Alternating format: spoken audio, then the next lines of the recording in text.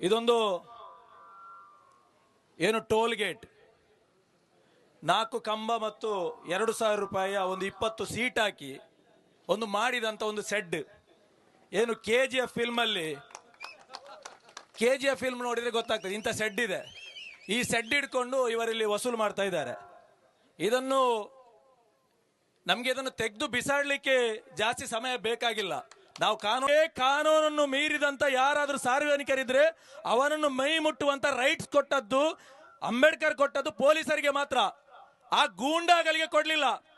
ಇನ್ನು ಯಾರಾದ್ರೂ ಒಬ್ಬ ಸಾರ್ವಜನಿಕರ ಮೈ ಮುಟ್ಟಿದ್ರೆ ನಿನ್ನ ಚಡ್ಡಿ ಜಾರಿಸಿದ್ರೆ ಗ್ಯಾರಂಟಿ, ಅವನ ಚಡ್ಡಿ ಜಾರಿಸಿ ಪೊಲೀಸರ ಮುಂದೆ ಹೇಳ್ತಿದ್ದೇವೆ. ಖಂಡಿತವಾಗಿಯೂ ನಿನಗೆ ಧರ್ಮದೇಟು ನಮ್ಮ ಮಹಿಳೆಯರು ಕೊಡ್ತಾರೆ. ಯಾವನೊಬ್ಬ ಗೂಂಡಾಗಲು ಇಲ್ಲಿ ಸಾರ್ವಜನಿಕರು ಕುಟುಂಬ ಸಮೇತರಾಗಿ ಅಲ್ಲಿ ಬರುವಂತ ಸಂದರ್ಭದಲ್ಲಿ ಅವರ ಮೈ ಮೇಲೆ ಕೈ ಹಾಕುವಂತ ಕೆಲಸಗಳನ್ನು ಯಾರೋ ಗೂಂಡಾಗಲು ಮಾಡ್ತಾ ಇದ್ದಾರೆ.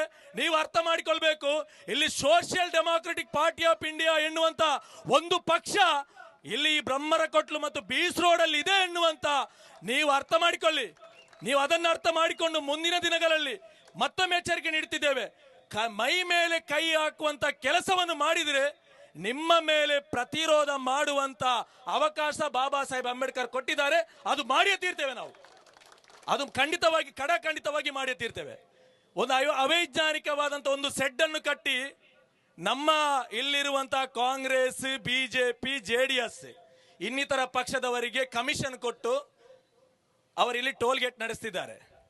ಎಂತ ಅವೈಜ್ಞಾನಿಕ ಅಂತ ಹೇಳಿದ್ರೆ, ಬೀಸ್ ರೋಡ್ ನಿಂದ ಒಬ್ಬ ಸಾಮಾನ್ಯ ಲೋಕಲ್ ಅವನ ತುಂಬೆಗೆ ಅವನ ಹೆಂಡತಿ ಮನೆಗೆ ಹೋಗ್ಬೇಕಾದ್ರೆ ಟೋಲ್ ಕೊಟ್ಟು ಹೋಗ್ಬೇಕು. ಅಂತ ಪರಿಸ್ಥಿತಿಯಲ್ಲಿ ಟೋಲ್ ಇದೆ ಇಲ್ಲಿ. ಅಂತ ಪರಿಸ್ಥಿತಿ, ಒಬ್ಬ ಇಲ್ಲಿ ಆಂಬುಲೆನ್ಸ್ ಬಂದು ಇಲ್ಲಿ ಕೆಟ್ಟು ನಿಂತ್ರೆ ಒಂದು ರೋಗಿ, ಇಲ್ಲಿ ಒಂದು ಆಂಬುಲೆನ್ಸ್ ಇಲ್ಲ.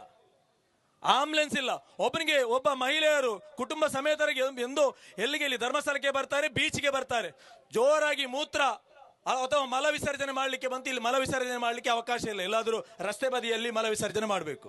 ಅಂತ ಸ್ವಚ್ಛ ಭಾರತ್ ಎನ್ನುವಂತ ಸಂಕಲ್ಪ ಮಾಡಿದಂತ ಕೇಂದ್ರ ಸರ್ಕಾರದ ಅಂಡರಲ್ಲಿರುವಂತ ಟೋಲ್ ಗೇಟ್, ಅಂತ ಟೋಲ್ ಗೇಟ್ ಇಟ್ಕೊಂಡು ಇವತ್ತು ವಸೂಲಿ ಮಾಡ್ತಿದ್ದಾರೆ, ದಂಧೆ ಮಾಡ್ತಿದ್ದಾರೆ.